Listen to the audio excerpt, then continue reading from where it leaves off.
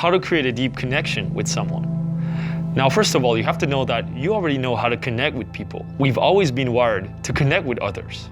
We are a social species, and for thousands of years, we've always connected, always.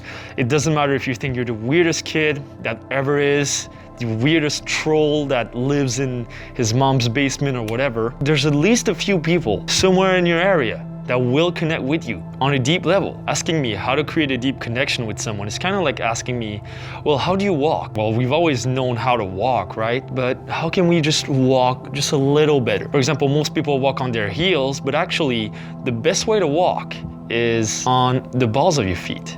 Because if you walk on the balls of your feet, you risk a lot less of the knee injury that most people have because they just walk on their fucking heels. Because when you walk on your heels, you put all the pressure on your freaking knees. But if you walk on the balls of your feet, then you have a lot more suspension. In the same way with conversation, you want to have a deep conversation.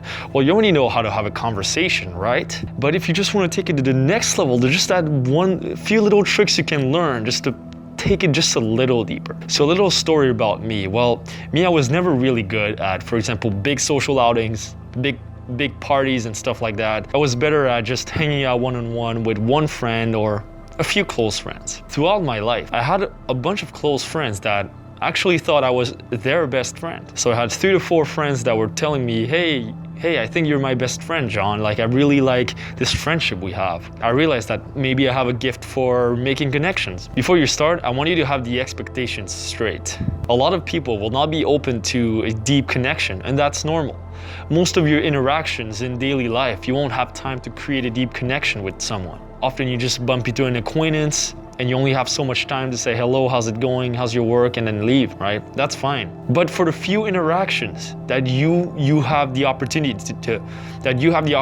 to take it deeper, you should take it. You know the advice of talk about their passions, talk about what they like.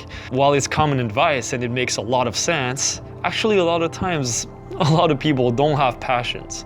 They don't have anything they're striving for, which is kind of sad in this day and age. But if you really ask people, like, this is kind of how the state of things are with people. But I mean, with the few people that you can find those passions, then those are the people you should strive for. And everybody else, it sounds kind of harsh, but cut them out. You can't have a deep conversation with them, well, whatever, like, go meet other people that will think on your frequency. Let's start with a few tricks. If you're starting in a conversation and you want to take it in a deeper level, well, the very first essential trick to any good conversation is word association. This is a concept from improvisation, where all you have to do is you take a word in a sentence and you take that word and you make another sentence out of it. So for example, I like cats because they're beautiful. The sun is beautiful. I want to go on the sun and burn and die. Death is a horrible thing. Whatever, you make connections like this. One really important thing is you don't have to do most of the talking. Actually, for a deep connection, they have to talk at some point. They have to talk at least 70 to 90% of the time at some point. If you can do that, then it'll be a lot easier to then switch the script, and then you'll be talking 70 to 90% of the time when you're telling a very deep story, right? So a lot of deep connection sort of starts like this, right? It's like you have like this back and forth, 50-50, and then it's like 90-10 for them, and it's 90-10 for yourself, and 90-10 for them, and then you tell your story and you tell them a story, and it goes back and forth like this, right? And it's really a nice mutual exchange. So if you can reach that point in the interaction, that would be really nice. One good tip is ask the why behind the why. What I mean by this is, for example, they tell you, oh, as a child, I loved to ride bicycles all day. I really like just riding bicycles. And then you ask them, oh, what did you like so much about riding bicycles? Now you're asking the why. And then they tell you, oh, I love riding bicycles because it gave me just the feeling that I could go anywhere I wanted. My parents always trying to restrict me as a child to stay home. And as soon as I was on a bicycle, I just felt like I could do things, right? And then you could make a connection there and say, oh, so yeah, you really value your freedom. You really like being free, right? Like, what do you like so much about that freedom? And you can go that way, go that route. Even deeper than that, why do you want to be free?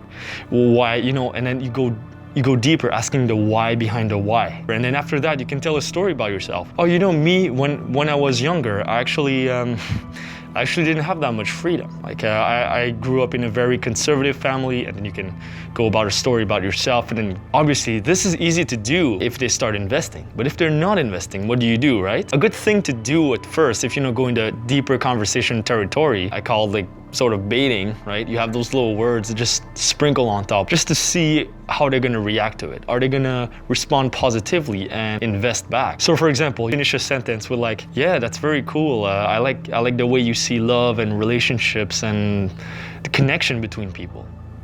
See what I did here? I talked about love, connection with people, relationships. That could go in very deep territory if I wanted. They tell you something about, for example, how they were playing soccer with their friends, and you're telling them like, oh, that's really cool. Yeah, like I remember I had like this crazy accident when I was playing soccer when I was younger, and it just fucked me up so bad, like in the knee, and I couldn't walk. Anyways, it just kind of reminded me of that. Then are they taking the bait? Like, oh really, what was that accident about? For example, they say a comment about something that triggers something in you. If, for example, they talk about films, and then it triggers something in you, you should contribute and say something like, those films, I love making films. It's just, I fucking love it. And are they gonna take the bait and ask you, really, what do you like about films? And they ask you that, right? Like you show a genuine interest in something, right? You show a genuine interest in whatever they're saying. You sort of imply in your communication that they have to contribute back, that they have to ask you back, right? If you say, oh, I really love playing poker, for example, and then they're just talking about casino, like, oh, really? Casino, that's amazing. I love fucking poker. I love everything about it. And just leave it at that. Are they gonna take the bait and be like, really? Like, why do you like poker so much, right? And if they don't take the bait, then you can continue on trying from different angles. What you can do is ask the why behind the why, right? To get to a deeper topic. If that doesn't work, then maybe you can reveal a bit about yourself. You can be a little vulnerable with them, which will allow them to be vulnerable back. If that also doesn't work, they're not meant to have a deep connection with you, which kind of sucks, but this is kind of how it is. For close friends, you only have maybe a handful, max 10 close friends, maybe, it's kind of hard to navigate more than that. Move on, talk to the next person. The thing with vulnerability, it is probably one of the main things that will create a deep connection with someone. Maybe they'll be vulnerable first, maybe you have to be vulnerable first. Personally, what I do is I try to be vulnerable first, even just show little glimpses of it. I'll be in a conversation and they mention a topic that's kind of touchy to me. Maybe they talk about a certain friendship they had, right?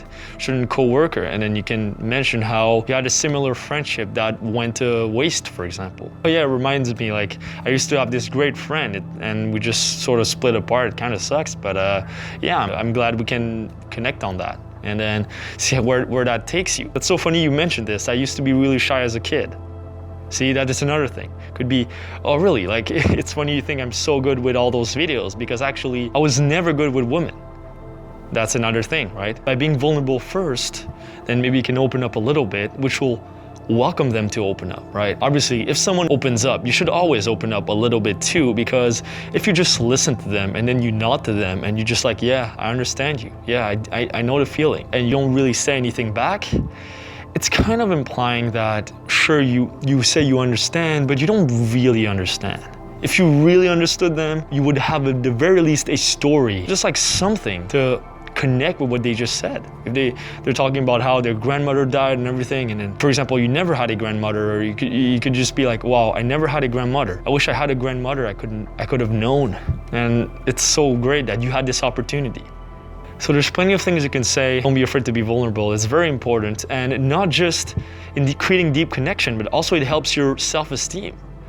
Understanding that I can be myself. I can open myself up and it's fine. Nobody will fucking kill me. That's what I did with my films. The shocking truth about seduction, right? You saw those documentaries.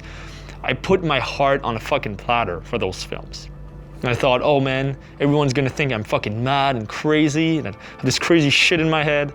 But the more I did those videos, the more I realized people actually connect with these. It's crazy. When you get reassurance that you're not gonna die if you become vulnerable, then it just raises your self-esteem, of self-worth. So that's why you wanna have a deep connection with someone, because it allows you not only to know someone else, but to know yourself better, to be more confident in yourself, be more securely attached to someone. So there's so many benefits to having a connection with someone. And don't forget, for vulnerability, the less cool you appear, the deeper the connection that you will create. For example, you're meeting someone new and maybe you have this a little bit of a facade, you're trying to impress them.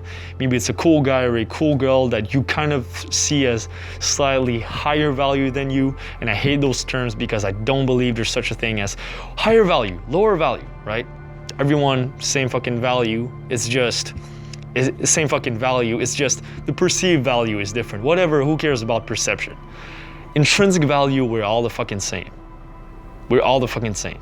So drop all types of coolness, all types of persona, drop it all to the ground. As cliche as it sounds, we always forget to be ourselves. Take the mask, take it off, and just be yourself.